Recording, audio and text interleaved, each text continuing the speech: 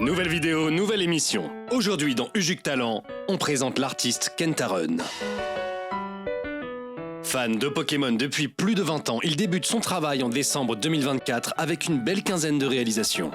Avec l'intention de représenter des instants de vie au naturel des Pokémon, l'artiste propose parfois des réinterprétations de scènes connues, mais toujours avec la volonté de narrer une petite histoire. Le dos de Coxyclac commence à briller. Ce sont ces taches qui réagissent aux étoiles dans le ciel. À travers un style graphique coloré, notre illustrateur utilise une technique jouant davantage sur les ombres et lumières, participant grandement à adoucir son sujet tout en l'intégrant parfaitement dans le décor. Où sont passées les lumières de la ville? Il doit y avoir une panne. Ma carte préférée de Kentaren est son Bubble Mew. Bien sûr, quand on pense Bubble Mew, on pense à la fameuse de Destinée à Paldea, illustrée par USG Men, et il est très surprenant de constater que c'est la seule dans le TCG officiel à présenter Mew ainsi. Kentaren propose donc une nouvelle interprétation beaucoup plus fidèle au lore. La toute première apparition du fabuleux 1G se fait dans le premier film alors qu'il émerge avec une bulle.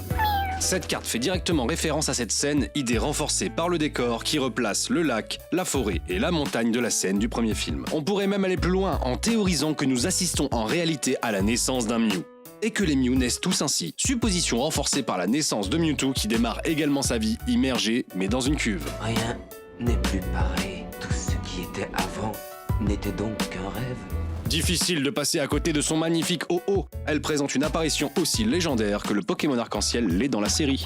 Un soleil perce de sa lumière d'or, un ciel jonché d'arc-en-ciel, apposant ainsi un halo divin sur le phénix de la 2G. Plutôt raccord avec ce que dégage le légendaire dans la série, prenant le rôle de mythe invérifiable. Véritable apparition divine pour ceux qui l'ont vu.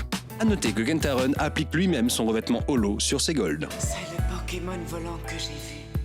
On peut enfin s'attarder sur son Lupio, qui est en réalité sa toute première carte. Et on se rend compte que la qualité était au rendez-vous dès le début. Un petit Lupio s'aventure dans une crevasse marine, peut-être à la recherche de nourriture, tandis qu'on aperçoit un banc de froussardines au loin et un coquillas et deux topicots au fond de la crevasse. Une manière particulière de présenter les fonds marins habituellement hostiles, en les rendant mignons et accueillants. Cette sublime carte nous fait nous rendre compte qu'il n'existe aucune full art pour Lupio dans le TCG officiel. Quelle que soit la distance qu'il y aura entre nous, tu seras toujours mon ami. Avec un tel travail, on sent que l'artiste cherche non seulement à peaufiner son style, mais également ses idées, en proposant des illustrations qu'on ne trouve pas ailleurs. On peut dire qu'il n'a rien à envier aux illustrateurs officiels sur ce plan-là. Oh, je crois que c'est un Tilton. Amoureux d'illustrations Pokémon, n'hésitez pas à aller jeter un œil au travail de Kentaren sur son Insta et ses réseaux pour découvrir toutes ses cartes.